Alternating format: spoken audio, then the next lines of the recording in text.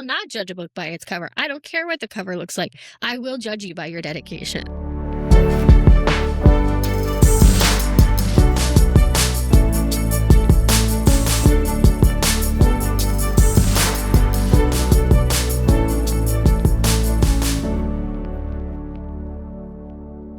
Hey, you Boozy Bookers. Welcome to Random Musings with Jess. In these Novella episodes, I'm going to take you through all of my random thoughts, from our favorite book conspiracies to the series I will never read, and everything in between. Today, I'm joined by my fellow booker, Jamie, and we're going to go right back to the beginning. How do you pick your books? For Jamie, the longer the trigger warnings, the better. But for me, it's all about the book dedications. I'm going to start a new trend and make you a lover of book dedications in this novella. As always, we always have a drink with us. We're kicking it back to the Bloodstone Sangria from Anathema. So cheers. Cheers. So let's talk about book dedications. You've got your classic dedications. And I'm not knocking I thank my partner, I thank my kids, I thank my pets. I think it's great. But I'm a firm believer, and it hooks me when I'm trying to pick a book, when there's a dedication that just reaches out and brings me into the book before I've even started the first page.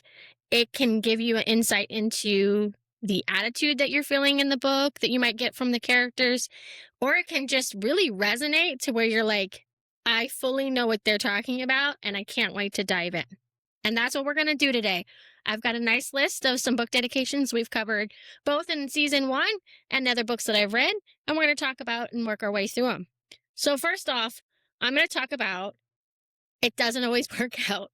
When I'm trying to choose a book and I find one and I'm like, oh, this is the best book dedication, I'm going to love this. Yep, I DNF some of them. It happens. And my biggest one for that is Rachel Gillig. I think she is awesome at book dedications. Let me kick it off for you. One Dark Window. To the quiet girls with stories in their heads, to their dreams and their nightmares. Now, come on. Who doesn't want to keep reading from that point? I barely made it through this one, but I decided to give Two Twisted Crowns a second chance. So let's try this one. To anyone who's ever felt lost in a wood, there's a strange sort of finding and losing. I think a lot of us can relate to that. And so I was like, okay, I usually like the second books in series better. I don't know why. Maybe the first one's all this, world building, and the second one really dives in. I didn't finish. How far did you make it? I really need to know. I think I made it maybe a third of the way in. I was waiting for it to get to that point where I'm like, oh, I'm loving it. I'm so glad that I stuck it out. And I never got there. Now, I will say, I think I had other books in my TBR that were calling that I knew I was going to enjoy. And that might have tricked me into pushing it aside. Yeah. But in season 1, we had The Night and the Moth. And as soon as I heard it was Rachel Gillig, I was like, damn. I was like, I love her dedications, but I just haven't dug into any of her series. But this is where she got me. So let me read this one to you. To the child in each of us, yearning to be special, take my hand, you strange little creature, and together we shall walk beyond the wall. Now, I know we might have some fans out there that are also Swifties. I think this is an Easter egg. If you think about this, do you not picture her walking with Bartholomew? Yes. I think it's a total, afterwards, I was like, oh man, she got me good. And I enjoyed this book. I was just going to tell you that about the other dedications. They were both the same. They tied into the books. If you're a Swiftie, I recommend reading Rachel Gillig. I think you'll enjoy them. Now, there's also some that big mainstream books. Sometimes you don't always read the dedication because you've already hooked. Rebecca Yarros is one of those. We've all read The Fourth Wing, and gotten into Iron Flame and all that. Onyx Storm was probably my favorite of her dedications, though. I don't think I ever read it. I'm definitely not a dedication reader, so this is all new to me. To the ones who don't run with the popular crowd, the ones who get caught reading under their desks, the ones who feel like they've never get invited, included, or represented. get your leathers. We have dragons to ride. Like, that's just a call to arms to readers. Yeah. Like, she knows who she's writing for. She knows how to hook us in. My millennial heart was very, very happy. So I definitely enjoyed that a lot. I think there's also other dedications that kind of hit their target. And I think another author that I enjoy a lot is Kaylee Smith with book dedications. And we really got into Phantasma, and we've got Enchantra coming up in season 2. So I'm not going to talk too much about that one. But the Phantasma one, to those who have had to claw their way out of the dark and still choose to be a light in this world, I'm proud of you. Like, before you've even read it, you have this, oh, okay, this is like a courage and coming out the other side. Yeah. And I think in that book with Ophi, that was her whole story. And I think she has this way of building this world where it's more than the setting, it's the emotions. Like, when you're in Phantasma, you felt those emotions, you felt that anxiety. Yeah, Like, every time she had to knock, you felt that obsessive compulsiveness. And for me, this book resonated on of like, I want to keep reading it, not because, oh, how is it going to end or this or that? It's like, does she make it? Like, does she work it out? Like, I was more invested in her. And I think for me, FMCs are hard for me to connect with. A lot of them, sometimes I think, oh God, that's so whiny. Like, I couldn't be that. Like, I'll fall in love more with the sidekicks than I will the FMC. But I think Ophi was one where it's like, I kind of connect with her and that struggle. And so when I read that book dedication, I was like, even if we weren't covering it in season 1, it was already in my TBR. Yeah. Like, it was one that, like, I read it, I was like, okay, it's going there. And so it doesn't surprise me that it's one of the, like, popular books that people follow. And I'm hoping there's a book 3, or if there's more, or if there's not, I'm hoping she's still writing and there's other series that I can pick up. Because I think the authors that take the time to do these dedications and really try to launch the book before you've even read the first word, that to me is like my favorite part. And I know people don't read book dedications. Our fellow bookers give me a hard time every time. They're like, well, how did you pick that? I will not judge a book by its cover. I don't care what the cover looks like. I will judge you by your dedication. Yeah. Yeah, absolutely. I think another one that I had, let me do Gothicana. To everyone who felt you never fit in and learn the hard way that you don't have to, being different is your double-edged sword. One day you'll find your shield to match. And so this was actually a book I didn't pick. It was picked for me when we did our vacation book club read. But I think that it was picked because they know me. They know to look for these things. And I think there's a common theme with the books that I like. And there's this, I'm proud of you. You've done it. There's a struggle that you can connect with and resonate with. And I'm the firstborn daughter, the oldest grandchild. Like, yeah. I am that typical high-functioning, anxiety-ridden millennial. And I think those tie in and those connect.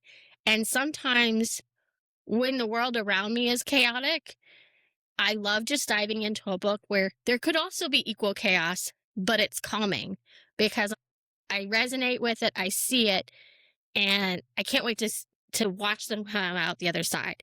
And like, there's times where books end and I'm like, that ending sucked. Like, I didn't like that. Like, that's not how it's supposed to be. Because I am not a happily ever after. Like, I love Disney, total Disney princess fan growing up, but the happily ever after in these books, I don't need it to be everything perfect, because in real life, everything's not perfect. And so when I'm reading these book dedications and it talks about all of the imperfect parts of life, it just hits. And it's one of those things where it's like, yep, that's why my TBR has like, I don't know, 24 books in it now. I tried to stop. And then I went and got a Kindle. That doesn't help. It just grows electronically now, too. It's so easy with Kindle Unlimited to just add a book to your TBR and be like, oh, it will be there. It's fine. Yeah. And the only thing is like, I'll give Kindle Unlimited this. It caps you. It's like, hey, come on, man. You got enough. Hold in. Like, make a choice. And then I'm like, okay. Wait, it caps you? Yeah, I'm only allowed to have 20 in mine at a time. Oh, no. See, I just make a wish list on Amazon. Oh. It doesn't cap you on your wish list. So then I just go to my wish list, and that's where all my TBRs are, not on the Kindle Unlimited, where they're on hold. See, you knew you tuned in for a reason. See, yes. I'm teaching you things. Yes. Book hack 101. Yeah. That's part of it. So talking about our Bloodstone Sangria, I do have anathema, and I'll read that one too. While she's reading, I'm going to drink some more. Yes, please. It's delicious. Please go try it. I even made a recipe in a gallon size. Share with your friends or just get a big straw. Just drink it yourself. But you always drink responsibly. Just stay home if you're enjoying it. Yeah. For those who felt lost in a dark, pathless wood, believe in the magic beyond the trees.